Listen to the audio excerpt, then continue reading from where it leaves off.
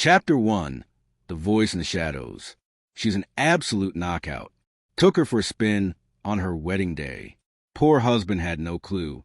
That's what the guy at the table behind me said, loud, cocky laughing. My fork stopped midair, not just because of the disgusting bravado, but because the voice hit me like a punch. It was Travis, my best man, the guy who cheered for my love story like it was his own, who stood beside me while I promised forever. Now, he was laughing about sleeping with another man's wife, and my gut twisted, because I just knew the man he was mocking was me. Just 2 hours before, I was supposed to be having dinner with my wife, 3 years married. A quiet celebration at Gale's, the place where I first asked her out, the place I chose to propose. An hour before our reservation, she sent a text. Work disaster. Can't leave. Can we reschedule? I didn't protest. I just went alone. Maybe I needed the nostalgia. Maybe just the wine.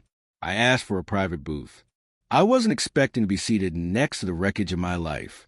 Chapter 2, The Wedding Night Lie. The thing about betrayal?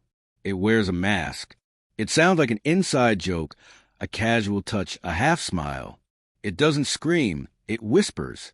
And by the time you hear it, it's already buried deep. That day had been flawless.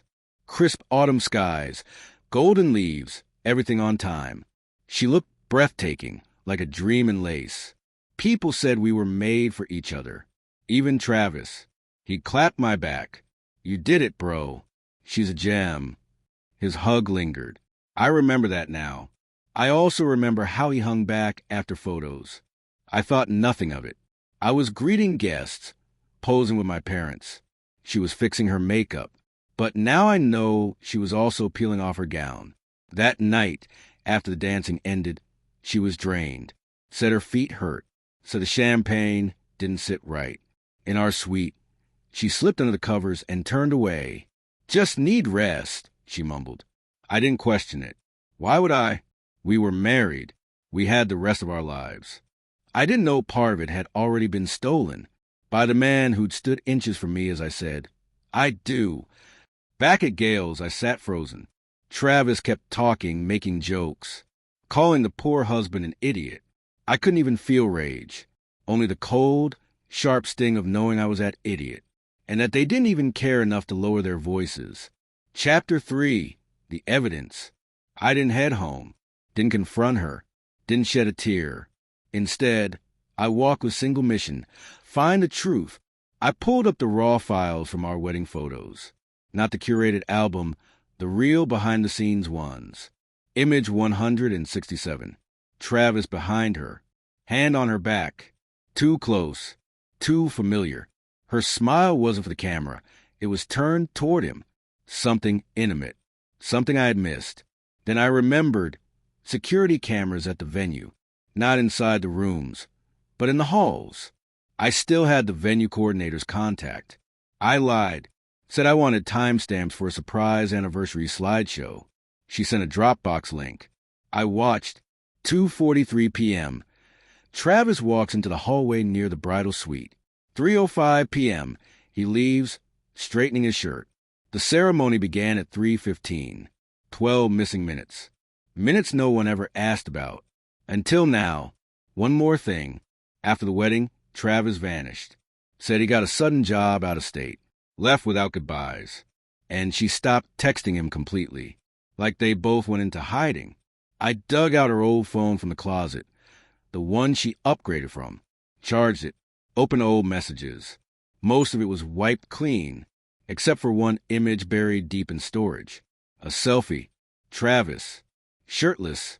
Wedding day timestamp. Hotel bathroom mirror. That's when it all became real. This wasn't a one-time mistake. It was planned, carried out in secret, wrapped in smiles and vows while I cut the cake and kissed the air.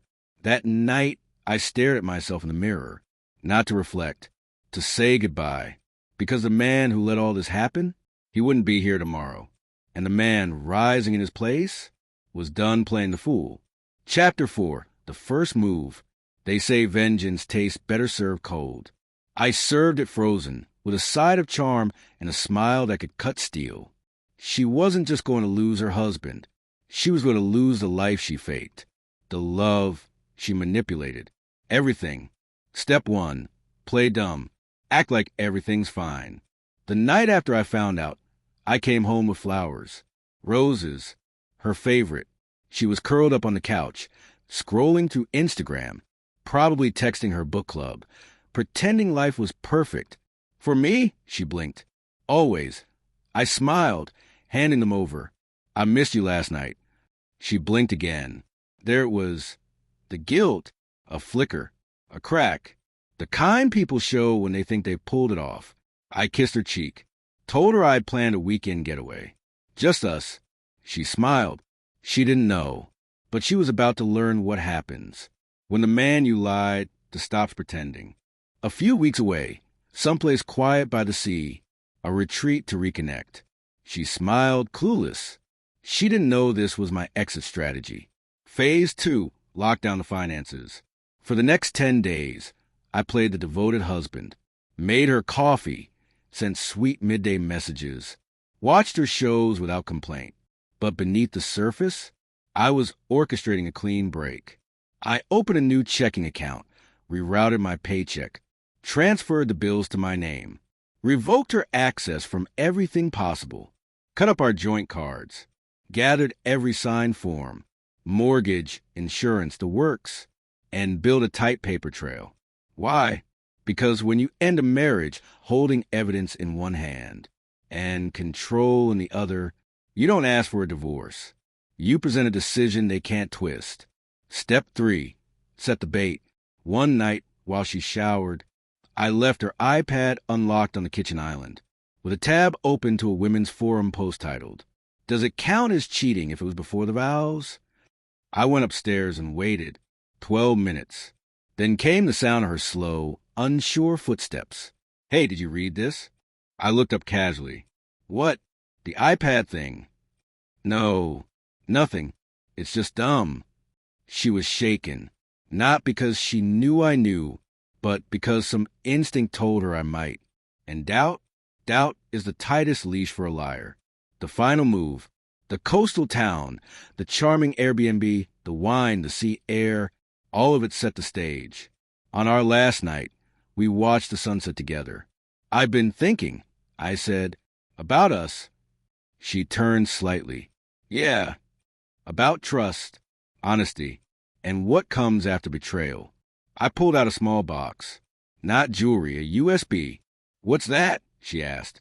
"Proof," I said quietly. "Proof of what I already know." Her expression drained. I didn't raise my voice. I didn't make accusations. Just gave her the terms. Option 1, I filed with cause. Everyone finds out, your boss, your family, with a timeline that starts on our wedding night. Option 2, you walk. No legal battle. You remove your name from the deed. Leave the car. Take your clothes and your pride. And we never speak again. She didn't reply. She just stared out toward the water, like maybe it could take her with it. And for the first time in years, I felt calm. Chapter 5, the fall. She didn't scream, didn't cry, didn't lie, just trembled. The USB untouched between us. "You don't mean all that?" she whispered. "I do," I replied, standing. "But don't worry, I won't ruin you." I met her eyes. "You did that all by yourself." By sunrise, she was gone. Left her car, her name on the house, her keys, and every bit of power she once flexed. By week's end, Travis messaged, "Hey man, long time. Can we talk?" I didn't respond. 3 more messages. Then an email. I forwarded it all, plus his selfie in the hotel mirror from our wedding night, to his company's HR. 2 days later, LinkedIn pinged me. Travis was now open to work. She tried spinning the story. My almost ex reached out. Subject, closure and honesty. I didn't open it. Just forwarded it to her parents. No message, just a subject line.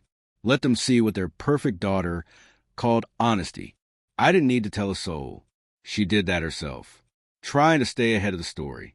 Tried to weep about betrayal. But when people found out about Travis, All sympathy evaporated.